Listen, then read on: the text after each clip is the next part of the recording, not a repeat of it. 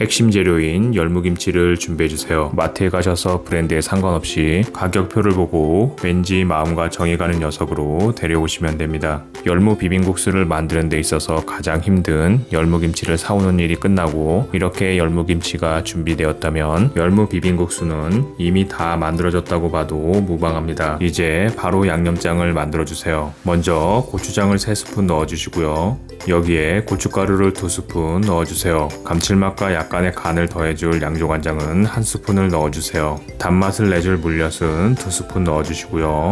마트에서 판매하는 매실액 역시 2스푼을 넣어주세요. 약간의 산미를 더하기 위해 식초 1스푼 넣어주시고요. 오늘도 인간이 되라고 마늘을 다져서 1스푼만 넣어주세요.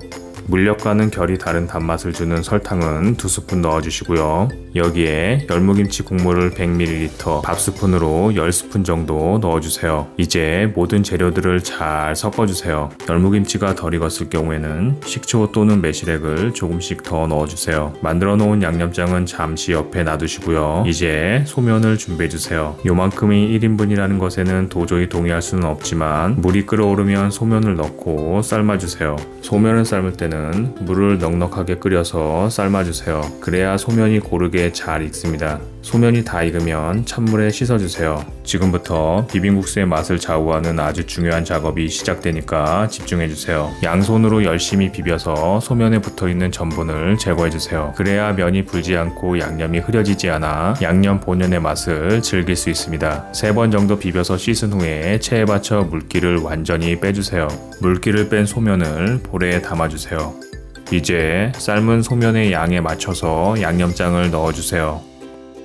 여기에 열무김치를 넉넉하게 듬뿍 넣어주세요. 열무김치를 많이 넣어야 맛이 좋습니다. 이때 참기름은 기호에 따라 넣어주세요. 자칫 열무의 상큼한 맛을 해칠 수가 있습니다. 이제 손으로 비벼주시는데요. 오른손, 왼손, 양손 상관없이 살살 비벼주세요. 맛있게 잘 비벼졌으면 그릇에 면을 담고 열무를 올린 후에 깻가루나 통깨를 뿌려주시면 여름철 별미 열무 비빔국수가 완성됩니다. 여름철 달아난 입맛을 확실하게 붙잡아올 열무 비빔국수.